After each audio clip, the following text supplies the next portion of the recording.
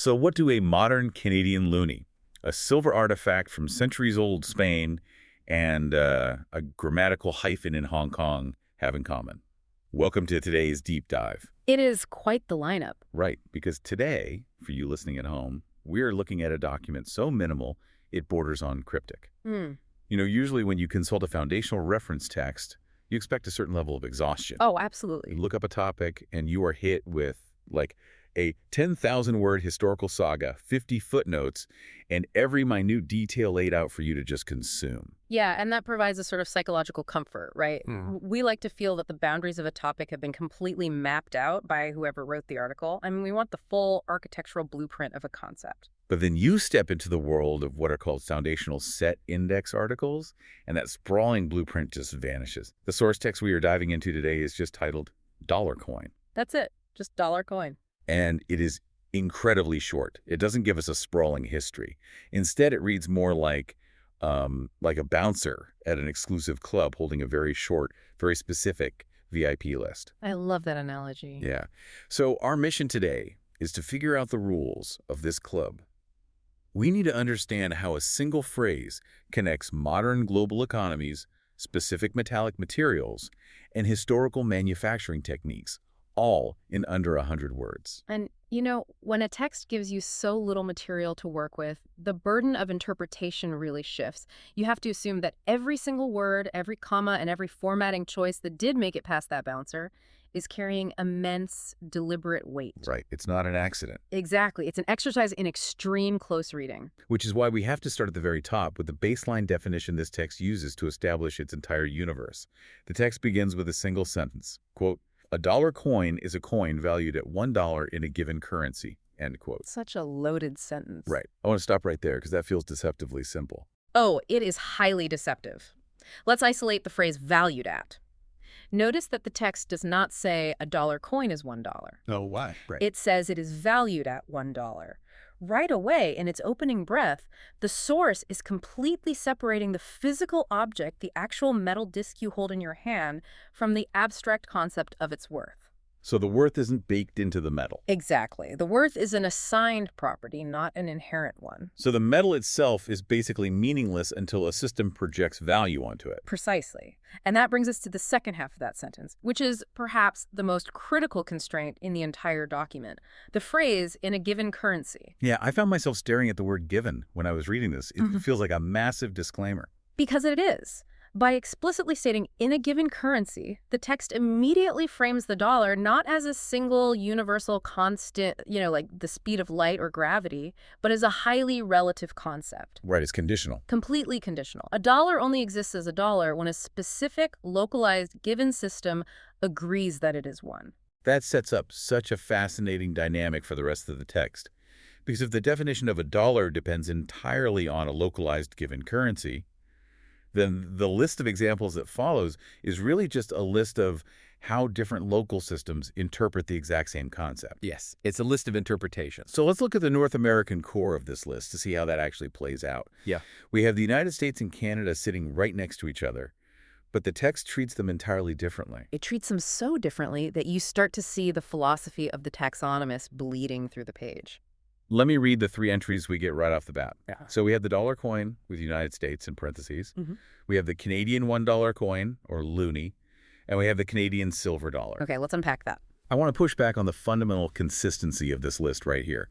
I mean, if this is a formal reference text, why does the Canadian $1 coin get its colloquial slang nickname, the loonie, elevated to formal classification status right in the primary text?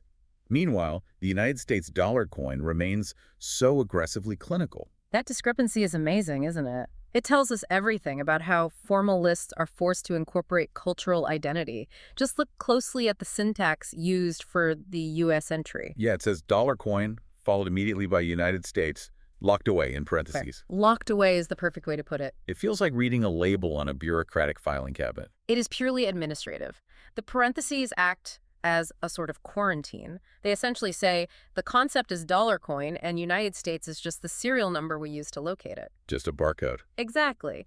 But then you look at Canada, the text says Canadian $1 coin or loonie. The fulcrum of that entire phrase is the word or. Because or implies equality. Yes. It creates a perfect semantic equivalence. The text is formally recognizing that within this specific given currency, the cultural nickname generated by the populace have achieved equal taxonomic weight to the bureaucratic name issued by the government. Wow. The culture has officially breached the perimeter of the reference document. I mean, I see your point, but isn't a reference text supposed to be strictly objective?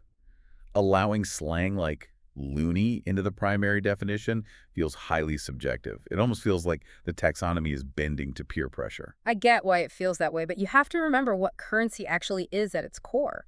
Currency is inherently built on collective subjective belief. Okay, right. The valued at part. Exactly.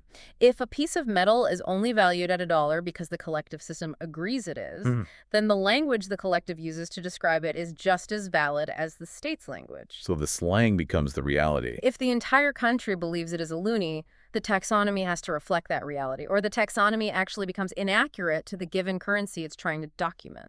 Okay, that makes the third entry you mentioned even more bizarre then, because the text gives us a second, totally separate Canadian entry, the Canadian silver dollar. And what do you notice about the phrasing of that specific entry compared to the others? Well, the word one is completely missing. And I guess more importantly, the word coin is missing. It's not the Canadian silver $1 coin. It is just the Canadian silver dollar. Right. Why would the material makeup of the object delete the word coin from the list? By splitting Canada into two distinct entries, the source demonstrates a profound shift in categorization. For the circulating currency, it's a coin. But the moment you introduce a precious metal like silver, it creates a totally separate taxonomic reality. The material changes the category. Yes. The material composition becomes so overwhelmingly important that it actually overwrites the standard naming convention. So in this specific subset of our VIP list, the physical material is actually deemed more important than the mathematical denomination. Exactly. A loonie is defined by its cultural utility in a cash register. A silver dollar is defined by its commodity value as a physical element. That's wild. The encyclopedia is showing us that a given currency isn't just defined by lines on a map. It is defined by cultural adoption and, in this case, physical metallurgy. Okay, so far we've established that this list defines the dollar through these localized lenses of culture and material in North America. But what happens when that exact same nomenclature is exported? A global footprint. Right. The text transitions us from North America and shows us how this intellectual property has been adapted across Oceania and Asia. We get the Australian $1 coin, the New Zealand $1 coin, and the Hong Kong $1 coin. The global expansion of the given currency rule. The best way to visualize this, for you listening, is like a massive international movie franchise. Oh, I like this. Right. They all share the exact same title on the marquee, the dollar coin. That is the globally recognized IP. But every single entry features an entirely different local cast, a different setting, and different local stakes. The local sequels. Exactly. Australia, New Zealand, Hong Kong. They are all licensing the overarching dollar concept, but they are producing their own localized sequels based on their own given systems. The franchise analogy works beautifully to explain how globalization standardizes a concept. But if you look very closely at the marquee of those localized sequels, you will spot a subtle but absolutely crucial linguistic detail that threatens to break the entire system. Wait, let me check the text again. We have Australian $1 coin, New Zealand $1 coin, Hong Kong $1 coin. Do you see it? Wait, there's a hyphen in the Hong Kong entry. There is. $1 is hyphenated for Hong Kong. But right above and below it, the Australian and New Zealand entries are completely unhyphenated. Yep. Is that just sloppy editing? Like, did the taxonomists just make a typo? In an exercise of extreme close reading, we cannot assume typos. We have to assume the hyphen is deliberate, and it actually proves the underlying meta rule of the entire document. What do you mean? If you scroll to the very bottom of the source material, there's a meta note explaining the architectural constraints of the text. It states, quote, "This set index article includes a list of related items that share the same name or similar names." Ah, or similar names. That little parenthetical changes everything. It is an open admission of defeat by the taxonomist. Defeat. Well, yeah. We want human categorization to be perfectly clean. We want every single item on the list to share the exact same name. But the real world is too messy, too localized, and too grammatically diverse for a perfect list. So the hyphen is the messiness. The hyphen in Hong Kong's currency is the similar names clause in action. So the hyphen is basically a syntactic bridge. It's the text saying, look, we know Hong Kong uses a slightly different grammatical structure to describe their local sequel, but the underlying IP is identical, so we are stretching our own boundary to include it. It perfectly highlights the tension between linguistic purity and the practical need to categorize the world. The encyclopedia wants a clean box, but globalization leaves linguistic fingerprints. The hyphen is the compromise that allows Hong Kong into the club. Okay, so far we've established that this list defines a dollar using invisible modern geographic borders and is willing to bend grammatical rules to keep all those modern borders in the same club. Right. But what happens when the list is forced to categorize a coin from an era before modern borders existed in the same way? That brings us to the massive, jarring curveball right in the middle of this text. The historical outlier. The Spanish milled dollar. I have to be honest, I'm completely bewildered by its inclusion here. It definitely stands out. It really does. Look at the strict pattern the text just spent all this energy establishing. Every other item on the primary list is defined by its modern geography and its mathematical face value. Australian $1, New Zealand $1, dollar coin United States. All very neat and modern. But then suddenly, Spanish milled dollar. Why is this the only coin on the entire list defined by its physical manufacturing process? It is a profound disruption of the pattern. But this is where understanding the nature of a set index article becomes vital. You are looking at this list like it is a snapshot of present-day global economics. Well, yeah, because every other entry is a current circulating currency. If I look up a list of birds, I don't want to see a pterodactyl sitting next to a modern pigeon just because they both have wings. That is a great visual. It just feels wrong. Mixing centuries like this makes the list feel utterly useless as a practical reference tool. It turns it into a simple word association game. I totally see why it feels that way, but a set index article is not a timeline. It is a linguistic ledger. It is completely blind to the passage of time. Blind to time. It does not care if a coin is currently sitting in a modern cash register in Toronto or if it's a centuries-old artifact recovered from a shipwreck. So time effectively doesn't exist within the boundaries of this text. Not at all. Yeah. The text forces the Spanish milled dollar into the exact same category as the modern Canadian loonie simply because they share the linguistic anchor of the word dollar. The word itself is a net, just dragging up whatever it catches across the centuries. That's a powerful image. But it still leaves the question of the word milled. I mean, if time doesn't matter, why not just call it the Spanish dollar? What is milled doing in a list of geographic locations? Think about what milled actually means in this context. It refers to the physical grooving on the edges of the coin, right? A manufacturing technique designed to prevent people from shaving off the precious metal. Okay, yeah. With the modern coins, the text uses abstract geographic borders to tell them apart. Australia versus New Zealand. But in the historical context of the Spanish Empire, that physical manufacturing process, the milling, was the ultimate identifier of the coin's integrity and value. Oh, wow. That is a fascinating shift in how human beings assign identity. Isn't it? You're saying that the further back in time you go, the physical, tactile process of creating the money becomes just as important as the nation that issued it. Precisely. Modern currencies rely on invisible, abstract borders to prove their worth. But the historical coin relied on the mechanical reality of being milled to prove it was real. And yet, despite those wildly different methods of proving value, they sit side by side on the exact same menu. That's crazy. The text democratizes them. It flattens history entirely in service of linguistic categorization. The bouncer at the club doesn't care how old your ID is, as long as it says dollar on it. Flattening history in service of linguistic categorization. That is a brilliant way to frame it. But if the list is willing to bend the rules of time to maintain its category, we really need to look at how it handles the strict rules of math. Ah. And for that, we have to look at the very end of the document, in the See Also section. The architectural porch of our categorical house. Right. Having exhausted the primary list of whole dollar coins, the narrative just shifts to the very boundaries of the text. It explicitly recommends that we view one specific tangential item, the half dollar, with United States coin, in parentheses.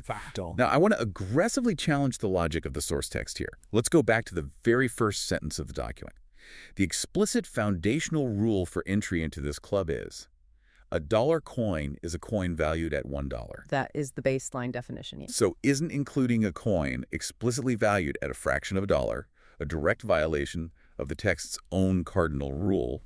I mean, why invite a fraction into a house built strictly for whole numbers? Why not a quarter? Why not a dime? It definitely seems like a mathematical contradiction, but it is actually a deeply logical defense of the taxonomy. How so? To truly understand a whole, you must acknowledge the fractions that most closely threaten its boundaries. How does a half help me understand a whole? It comes down to the philosophy of disambiguation. The text explicitly notes that it is a redirect from a disambiguation page. The entire purpose of this document is to clear up human confusion. Okay.